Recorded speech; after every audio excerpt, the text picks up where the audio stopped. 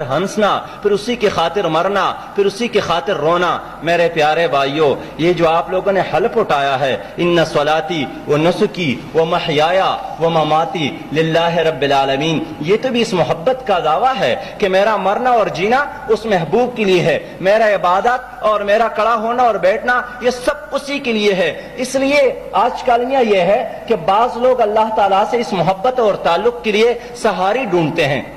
اور آپ دیکھتے ہیں کہ کوئی پیر کا سہارا لیتا ہے، کوئی ولی کا سہارا لیتا ہے، کوئی کسی زیارت کا سہارا لیتا ہے، کوئی مردوں اور زندوں کا سہارا لیتا ہے، لیکن وہ کہتے کہ نہیں فإنی قریب، جب میرے بارے میں کوئی پوچھے تو انہیں بتائے کہ میں تو بہت قریب ہوں، میں تو آپ کے شہرک سے بھی زیادہ قریب ہوں، اس لیے میرے لیے سہاروں کی ضرورت نہیں ہے۔ وہ کہتے ہیں کہ ابو طالب بیمار ہوئے تھے تو اس نے اپنے نبی مہربان صلی اللہ علیہ وسلم سے کہا کہ میرے بھتیجے ذرا دعا تو کیجئے، یہ اللہ جو ہے آپ ہی کی بات تو مانتا ہے، میرا تو سنتا نہیں ہے، میرے لیے دعا کر لے۔ اس نے کہا کہ نہیں چچا، بات تو آپ کی بھی مانتا ہے، بشرطے کہ آپ بھی اس کی بات مان لے، اس لیے اللہ تعالیٰ اور آپ کے درمیان کوئی پردے نہیں ہے۔ میرا عزیز دوستو، یہ محبت کی بنیاد بھی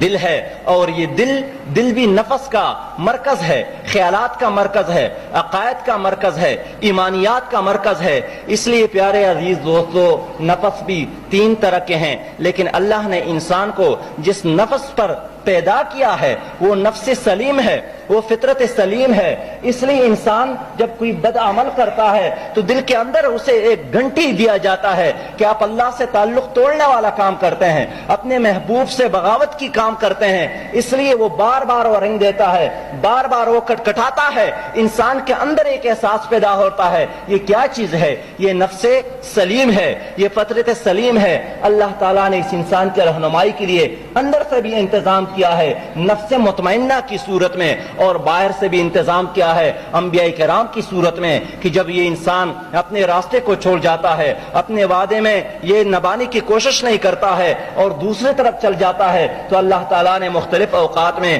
انبیاء کرام بھیجے ہیں، اور انہوں نے پھر ان کو دوبارہ وہ بھولا ہوا سبق یاد دلایا ہے کہ نہیں، آپ نے جو وعدہ کیا تھا، وہ وعدہ کیا تھا، وہ اس کو نبھائے۔ میرے پیارے بھائی، ہم تعلق کی بات کرتے ہیں، لیکن میں صحیح بات کروں کہ اللہ تعالیٰ سے محبت کے لیے،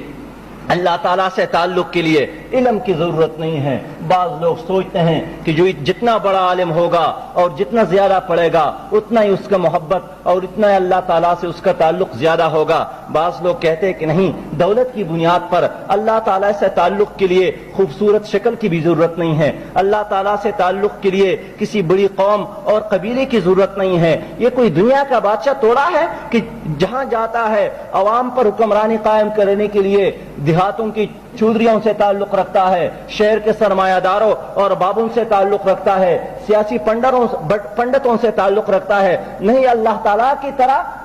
میں ماں سے ان کی مثال تو نہیں دے سکتا ہوں کہ ان کے ماں کی محبت سے ان کی محبت بے انتہا زیادہ ہے، لیکن پیارے بھائیو آئیے اپنے آپ کو سمجھانے کے لیے کہ جہاں ماں ہوتی ہیں اس کے بچے ہوتے ہیں، کچھ لنگڑے بھی ہو سکتے ہیں، کچھ خوبصورت بھی ہو سکتے ہیں، کچھ کمزور بھی ہو سکتے ہیں، کچھ توانا بھی ہو سکتے ہیں، لیکن کبھی آپ نے ایسا دیکھا ہے کہ جو زیادہ خوبصورت ہو موت سے زیادہ محبت کرتی ہے؟ نہیں، ہم نے گھر کے اندر دیکھا ہے کہ جتنا کمزور بچہ ہے والدین اس سے زیادہ محبت کرتی ہے، اس کے الفاظ کو اور اس کے بابا اور ماما کو زیادہ اس پر لبیک کہتے ہیں، ہر وقت اس کو ساتھ رکھتے ہیں کہ ان میں کچھ کمی ہے تو اس کمی کو اپنی محبت کی بنیاد پر پورا کیا جائے۔ اس لیے میرے دوستو، اللہ سے تعلق کے لیے اس چرواہے کو اگر یاد کر لے جو کسی پہاڑے پر بیٹھا تھا اور چیخ رہا تھا کہ وہ کہاں ہوگا، کس نے اس کو کھلایا ہوگا، کس نے اس کے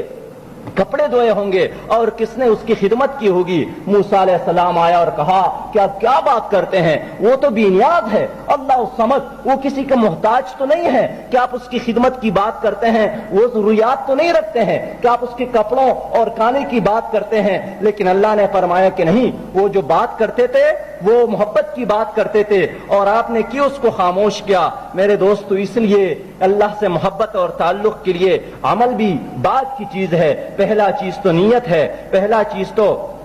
तड़प है, पहला चीज तो जद्दोजहद है, पहला चीज तो जस्तजू है। अगर ये किसी के अंदर हो जाए तो अल्लाह ताला का ताल्लुक उसे नसीब होता है। हमने देखा, तारीख में पढ़ा कि बहुत सारे ऐसे लोग जो नबी मेहरबान के मजलिस में बैठते थे, उसके साथ नमाज भी पढ़ते थे, उसके साथ गली में रहते थे, लेकिन अल्लाह ने उसको हमेशा हमेशा के लिए अपनी मोहब्बत से दूर रखा। नबी मेहरबान सल्लल्लाहु अलैहि वसल्लम के सोहबत के बावजूद उसके लिए जहन्नम करार पाई। लेकिन बहुत सारे लोग ऐसे थे जिन्होंने एक नजर इस नबी को देखा और फिर जाकर जिहाद में शरीक हो गए और शहीद हो गए। अल्लाह ताला के रसूल ने कहा कि फकत पाक बामुराद हो गया। इसलिए हर चीज के लिए और खासकर अल्लाह ताला ताल्लुक के लिए इरादा एक जरूरी चीज है, बशर्ते कि अल्लाह ताला के साथ इस ताल्लुक को निभाया जाए, उन वादों को निभाया जाए जो हमने की है, हमारे रूह ने की है। फिर हमने अल्फाज में इन्ना सलाती व नुसुकी व महयाया व ममाती लिल्लाहि रब्बिल आलमीन की सूरत में की है। मेरे प्यारे भाइयों,